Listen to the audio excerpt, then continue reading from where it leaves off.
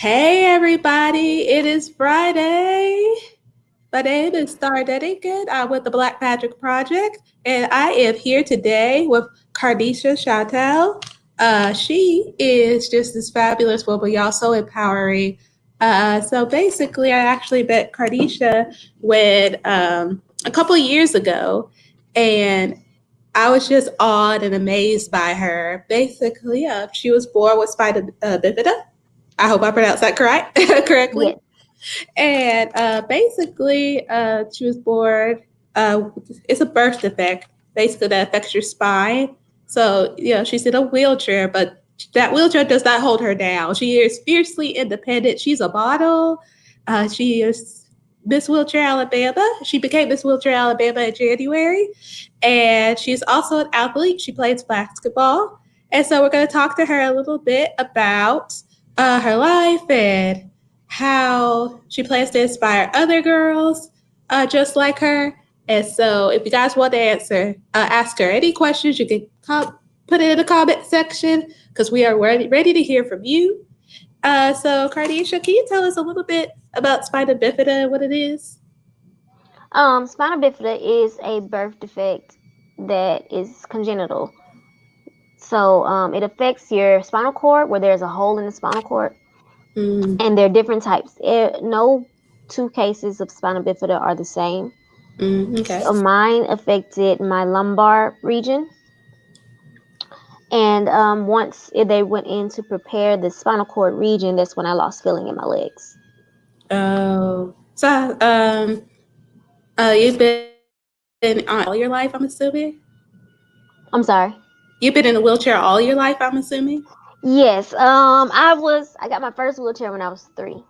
Oh, oh, okay. So was that something that was hard to get used to at first? Like, I think about kids and when they start walking, they wobble and they try to crawl and stuff like that. So, you didn't get that experience as a child, but like, how did they prepare you to like get used to your wheelchair and everything? Honestly, I don't remember too much about it. I just remember Mm-hmm. the color. But as far as I Oh, what color know, was it? it was hot pink. Ooh, oh my gosh! I wish I had your baby pictures. that sounds like something. Well, I guess my assumption is that your parents picked it. I don't know if I picked it or if they picked it, honestly.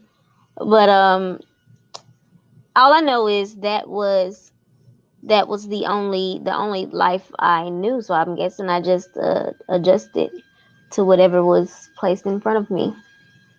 All right, that's basically been your whole life. I know that you're a nail tech, along with being an athlete and a model, and you also have your master's degree. Yes. You got that in 2018. So it's just like you've done all these things that are just uh, way beyond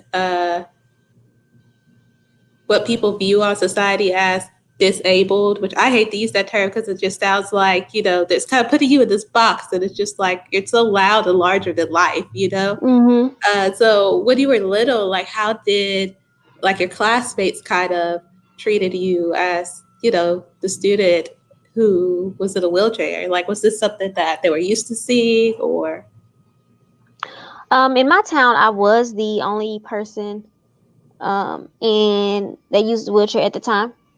So, um, classmates, I wouldn't say they treated me too much differently. I mean, kids only do what they see, pretty mm, much.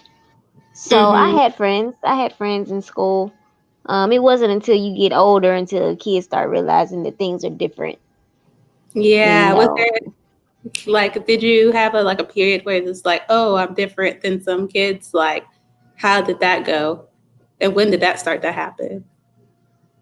I think I always knew. I was always aware that I was different. I wasn't like I was oblivious to the fact.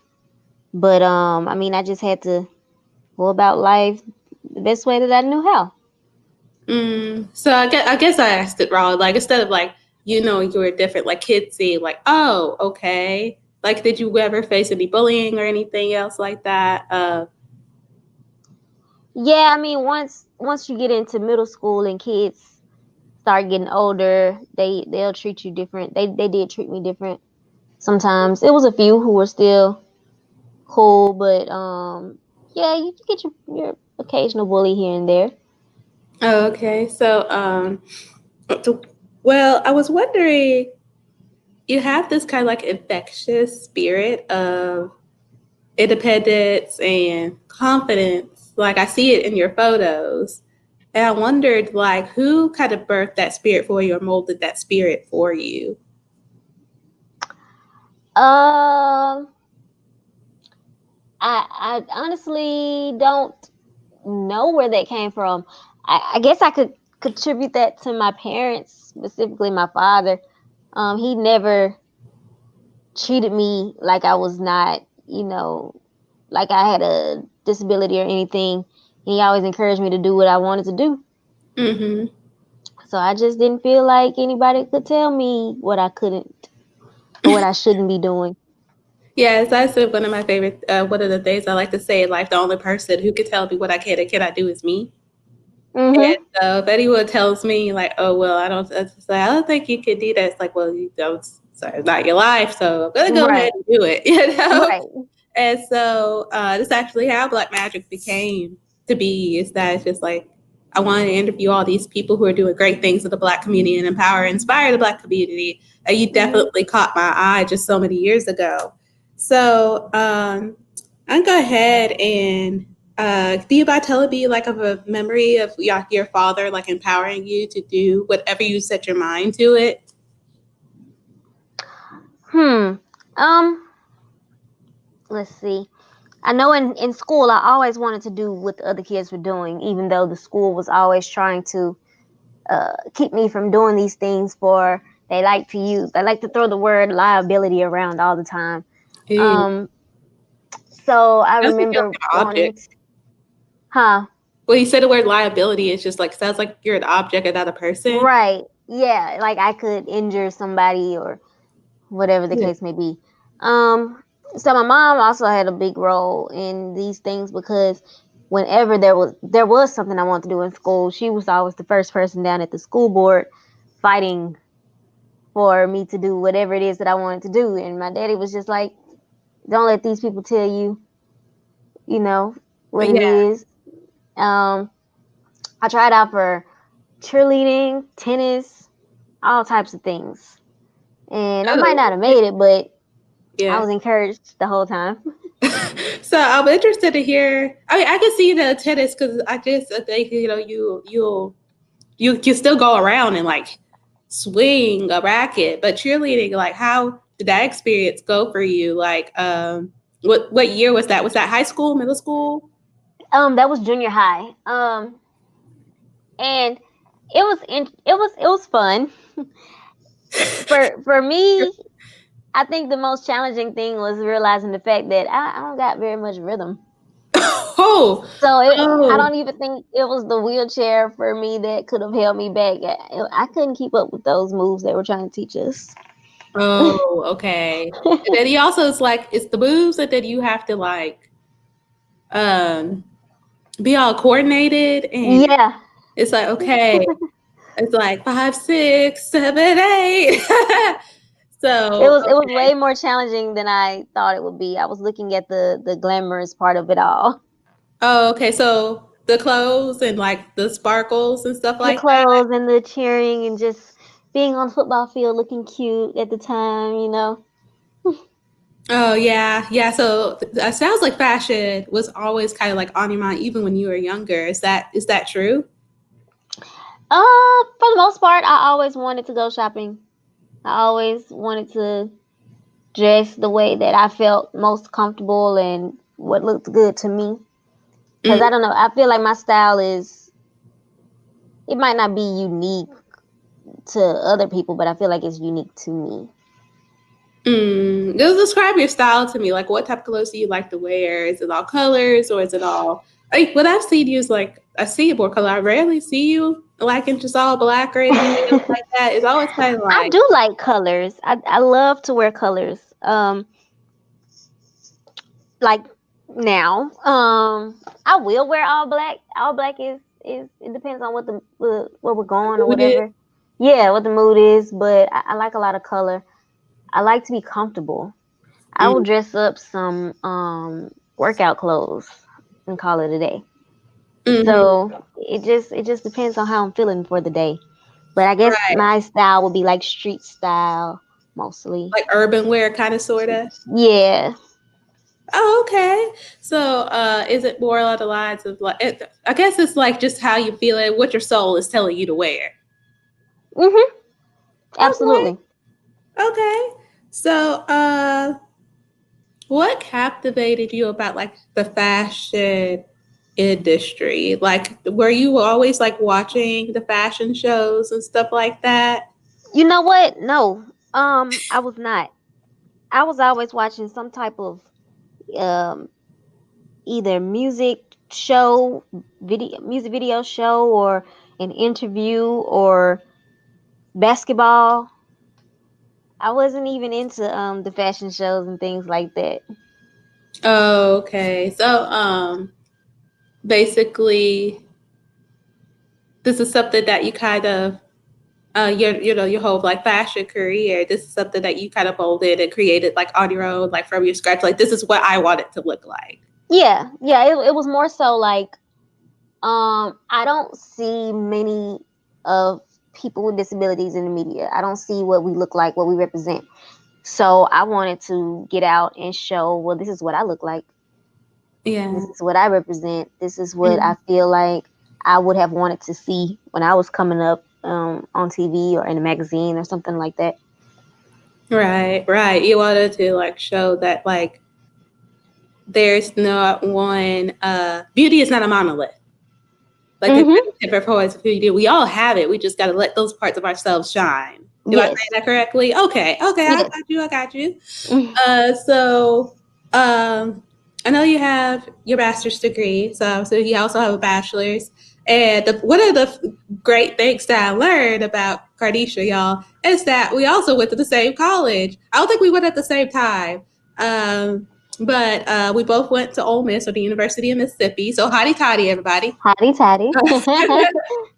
And so, can you tell me about that experience of like moving out on your own and living independently? I would say, did you live independently when you went to school, or did you go back, commute back and forth between Senatobia and Oxford, Mississippi, where Ole Miss is located, y'all? I did live independently. I didn't have a car to commute. I I didn't didn't have a car either.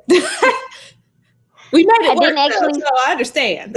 right. I didn't start driving until I was 19, and so that was like the end of my sophomore year.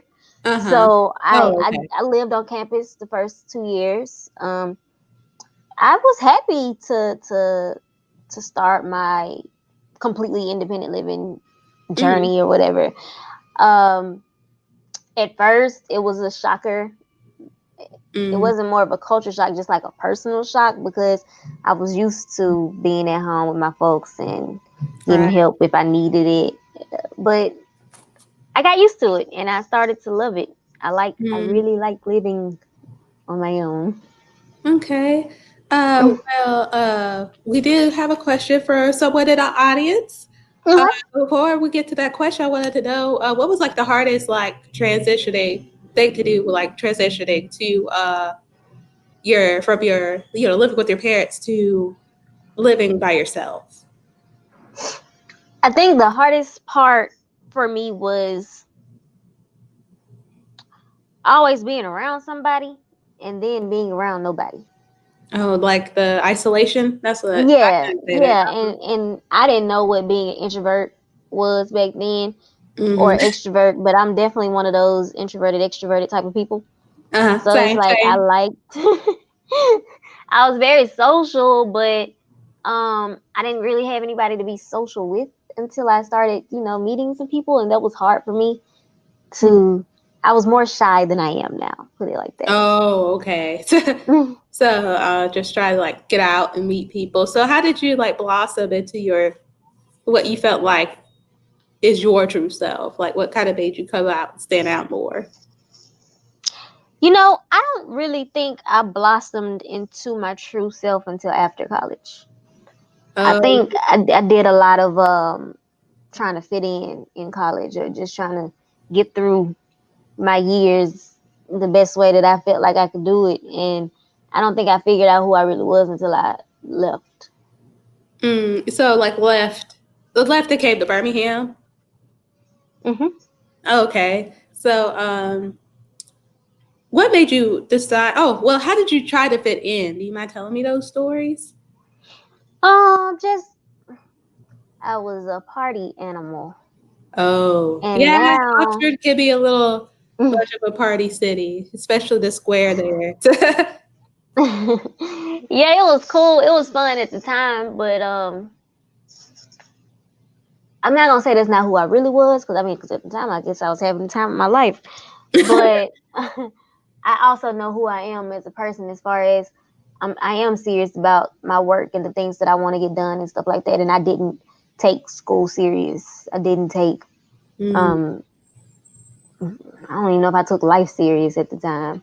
mm. It was just whatever my friends wanted to do. I was gonna go do You were just kind of it. there, and you were kind of like following them around. Okay. Yeah. So, what was it about moving to Birmingham that helped you blossom into your true self? I think it was more so, and it didn't happen right away either, because I still came to Birmingham and was partying and Still living do it the up, same thing? doing most of the same stuff.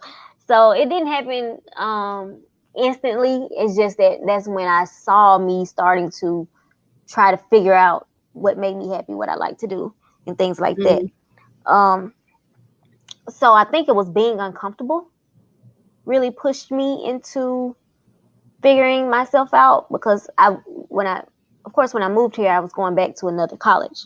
So I was still in college mode. I don't think it wasn't until I stopped going to school and I really had to sit down and figure out who I was. mm, So, how did you wrestle with that uncomfortability?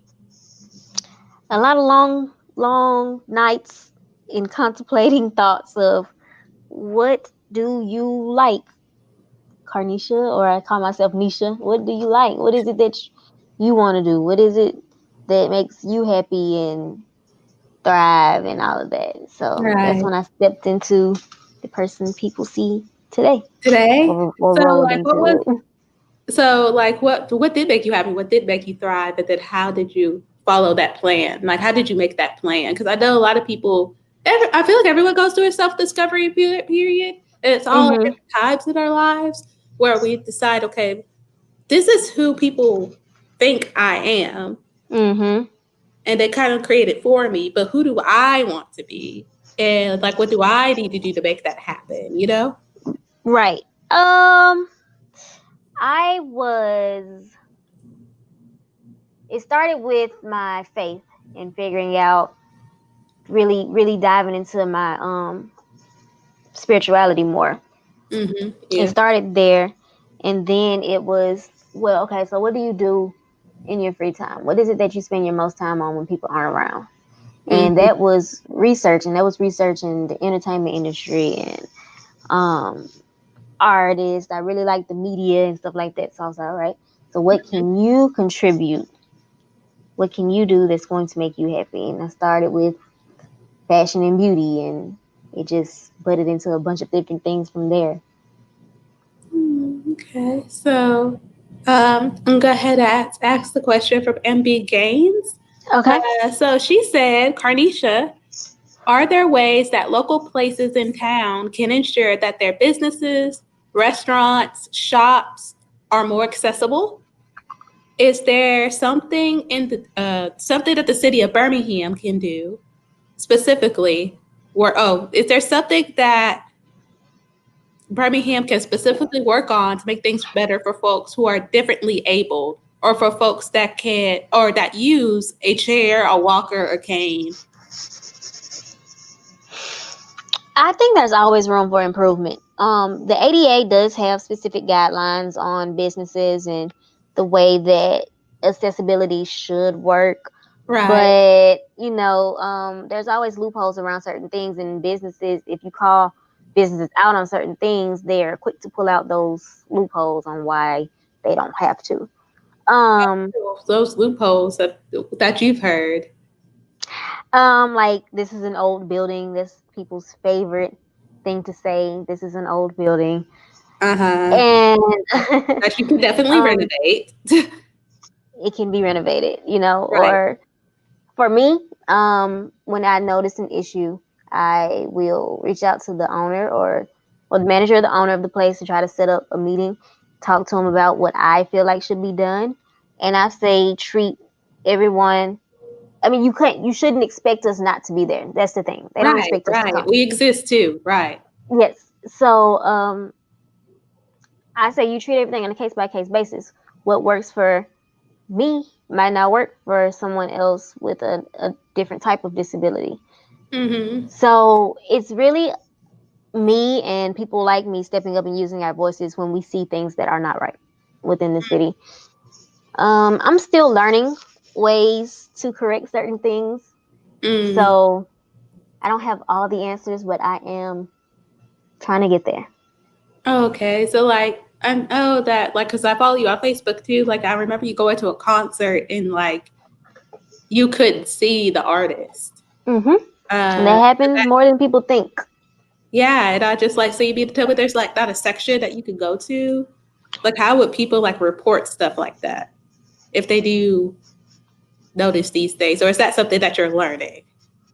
So that's still something that I'm learning, and I. The problem is people with disabilities aren't at the tables. We aren't in the conversations when these things are being planned and laid out. So Mm-hmm. it's like who's at, for instance, Live Nation when these venues are being picked out and the stage is being set. Probably able-bodied people. So Right. therefore, when you get there, it's always a big hoopla. Oh well, where do we put them? Mm. Where's your section? Or and why is your section way in the back? If that's Oh, the case, oh that wow. doesn't work That for me doesn't feel personally. fair. Now there may be somebody who enjoys sitting in the back. I don't enjoy sitting in the back.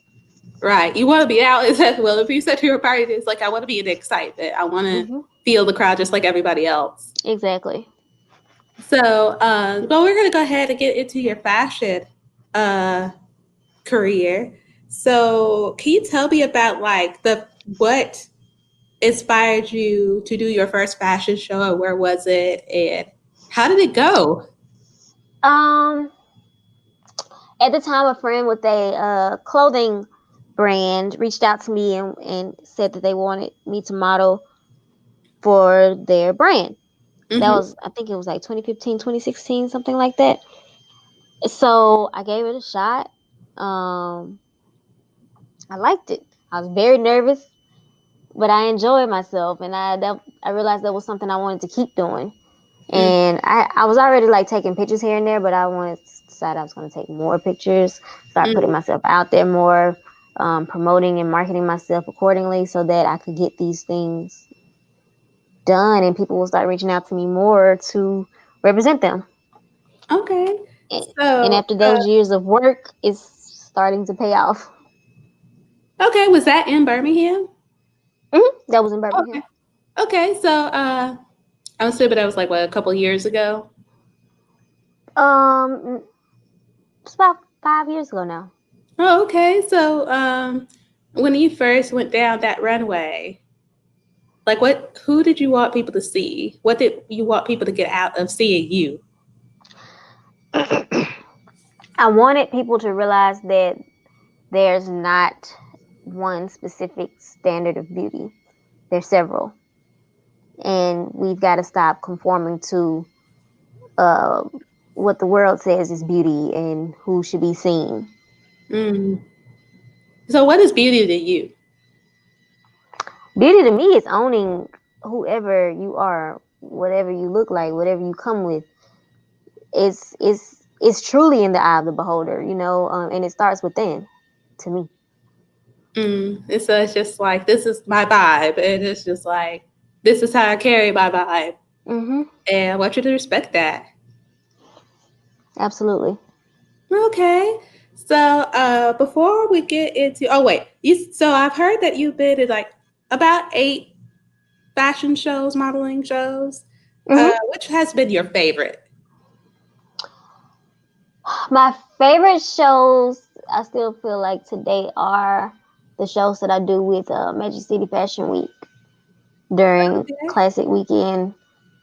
Every year that I have participated, it's just get better. It gets better and better, and I'm Mm-hmm. happy to be a part of that and showcase their designs as well as my talents. Mm. I love that it's your city fashion week here. For y'all that don't know, Magic City Fashion Week is basically like it's a showcase of beautiful designers. Some of them are actually in this group in Black Magic Project. So if you want to learn more about it, you can join us on Facebook. Uh, Hmm. so it's like I think they're all Black designers, and Hmm. you don't see a lot of us in the fashion industry. And I'm sure you don't see a lot of people like you in the fashion industry either. So like as you were like going to more shows and stuff like that, like what gaps in the fashion industry were you noticing? Um, I see the gaps between like colorism is kind of closing, but even within that, you mean like nationally, right? Nationally, locally, either way. It, um, locally, you still see that we subscribe to still the same standard of beauty and body image. So I would still like to see more people of all body types and of all a abilities be included. Now nationally, you see it happening a little bit more, but you're seeing certain color groups get issued in faster than you would see, um, like a black girl like me with a disability. So So what types of skin tones did you see invited in faster? you see mostly Caucasian Mm, first, and then you might see us every now and then. I mm, see some Latin people making some moves nationally. mm-hmm, mm-hmm. So there's still always work to be done when you're asking for complete diversity. Right, right. Well, I see we have another question. The question is, how can able-bodied folks be better allies? That's a good question. Now, if you're when you're talking about allyship, you should really be talking about co-conspiratorship, which Yeah. they're kind of different. Being an ally is basically just being there, understanding your person who is in the fight, but being a co-conspirator is being in the fight with them. But that doesn't mean taking over. That means understanding, learning, and fighting alongside. Right. Okay. So, like, how do you become an ally without taking over the conversation? The the main part, the most important part is doing your own research. Don't expect your person to teach you everything. Mm, We can only tell you so much, and I'm educating every day, but you still gotta go in and learn for yourself as well. Understand why I'm saying what I'm saying, not just right. saying okay. Right. Right. So yeah, I mean, I see these same conversations when we take like talk about anti-racism. I see an LGBTQ community. We talk about the trans community and try to learn more about Hmm. about them and Hmm. respecting them. I feel like that's just being a co-conspirator. Right. Something that you can take. That lesson is something that you can take in other groups who don't look Absolutely. like you. Yes. 'Cause we Take all it. got Yes. You want to be teachers. able to take it outside of your I'm your learning. normal conversational groups. And being a co-conspirator, yes, you can talk, you can speak up, but when you're in the presence of someone, like for instance, when you're in the presence of someone with a disability, you want to make sure you're not speaking over them or speaking for them. Mm. Right, exactly. Exactly. Okay. So we're going to tell a little tight on time. So we're going to go ahead and speed up and go to your Miss Wheelchair Alabama experience. I want to know, I mean, I always see you making these moves, do your basketball. How long have you been playing basketball, by the way? I started playing basketball in 2014, I believe, Oh, okay. Uh, or it was either I think it was late 2014. Okay, well, I hate we can't really touch on that conversation about, you did your nail tech career, you did your bodily career, you became that basketball player you wanted to be. I wanted to know, like, was being Miss Wheelchair Alabama always the plan, or did that just like, oh, you know what, I'm going to be Miss Wheelchair Alabama, I'm going to try to win that crown. It wasn't always in the plan, but it is an experience that I do not regret because it brought me out of another comfort zone that I didn't even know I could do or something that I could represent. And it fits into what I do with my personal life as an advocate because the Miss Wheelchair competition is all about advocacy and paving a way for people with disabilities and teaching.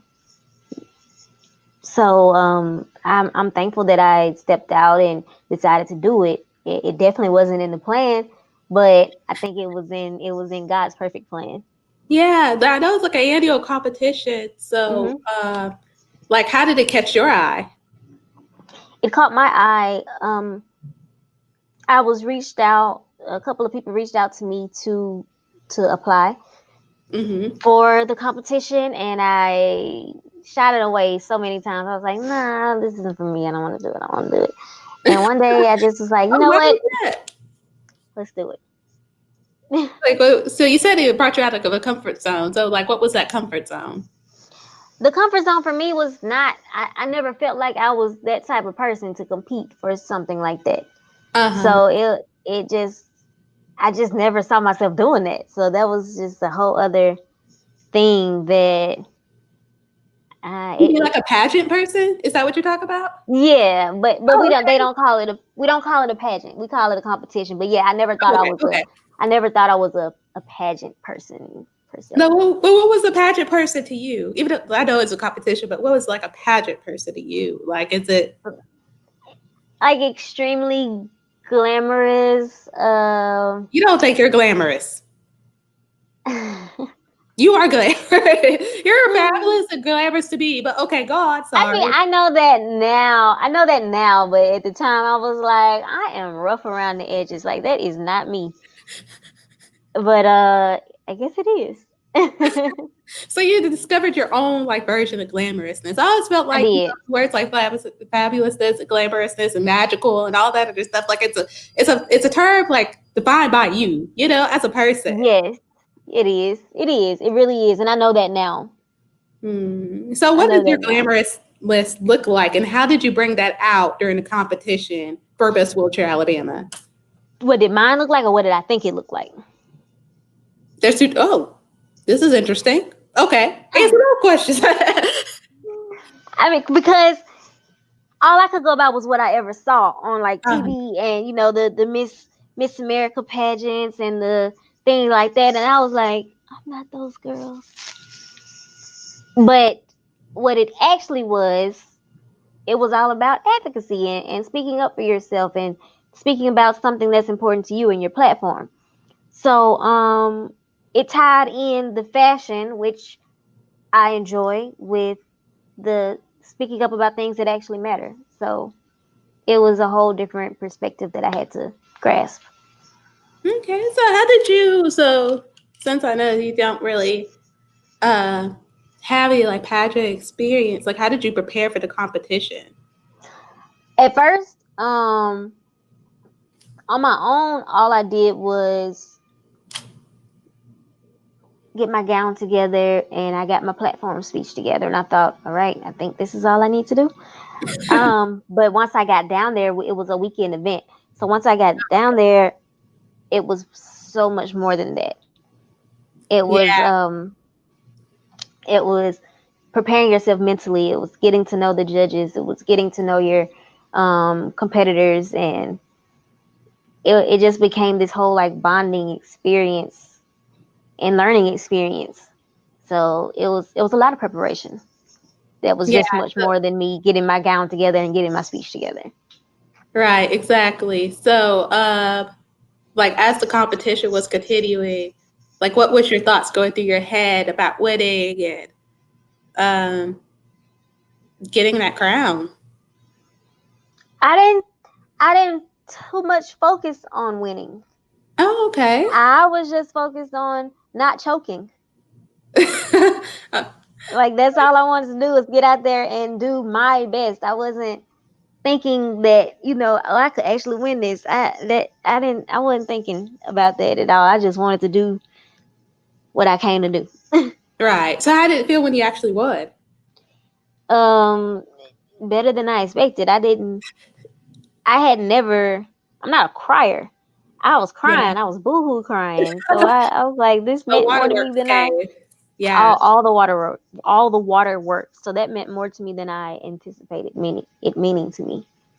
Okay. So like how did you so of course, I'm thinking that you would have like a campaign to like go by that you create as when you became Miss Wheelchair Alabama. Like how did so with the pandemic, you were crowned in January. The Right. competition was supposed to happen in August. Mhm. And so they pushed the national competition, y'all. So she was going to get the national crown. That's the next step. And it's next August, so August 2021 now. Mhm. So, like, how did COVID-19 kind of change those plans up a little bit for you? And how did you like overcome those like changes? I'm still trying to navigate through those changes. Basically Understandable, we just all are. doing basically just doing a lot of more virtual appearances than in person until I feel more comfortable. Um, Figuring out ways to raise money for nationals for next year, and it just really made things harder because I like doing things in person. I Yeah. like making physical appearances, and so it's Mm. just still finding ways to navigate around it. Okay. So, like, what are the visual virtual appearances that you were doing? So far, I've only done a couple of virtual appearances. So I've done a couple of podcasts and Okay. things like that, but I'm trying to figure out ways to get out there a little more. Okay. So, but like, how are you preparing for the national crown? Right now I'm just focused on fundraising and getting my sponsorship things together. Okay. So, like, if someone wanted to donate to you, like, how would they donate? Oh, well, you can donate straight through the Miss Wheelchair Alabama website, Miss Wheelchair Alabama America website. And I also have a text number to donate to that I can post after this or share with you later. Yeah, you can share with me, and then we'll put it in the Okay. comment section and pin it to the top so that everybody knows Yeah, how I to have get a support text number. you. So, and, it can be donated straight through there. And we're always accepting donations. Okay. Okay. So, uh, I know I asked you the question of like, what does beauty is to you? So I wondered if you had like a message you wanted to give other girls who are like you, who are navigating that gap of race and being disabled. And what do you want them to know? What do they want? What do you want them to get out of watching you and seeing you? I want them to know that being yourself is your power. So being you, knowing what you represent and what you stand for will always get you farther than being anybody else. Um, so always move in that likeness of knowing who you are. Authenticity wins every day, all day. Mm-hmm. So it's just owning your own power for me. That's the best advice I can give. Mm. And I know that takes time. It's a lifetime. Like it It, feels like a it's a journey. It is a journey. It's a yeah. journey that you must dedicate to. Yeah, every day, every single day, even when you're uncomfortable, it's like, I have to be my artistic, authentic self. I got to do it. I can't be anyone else. Absolutely.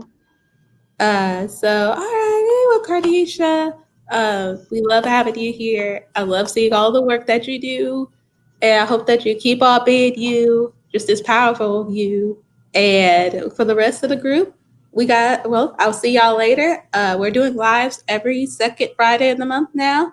So, y'all look out for the next one. Keep on spreading your black magic, and we'll see you later.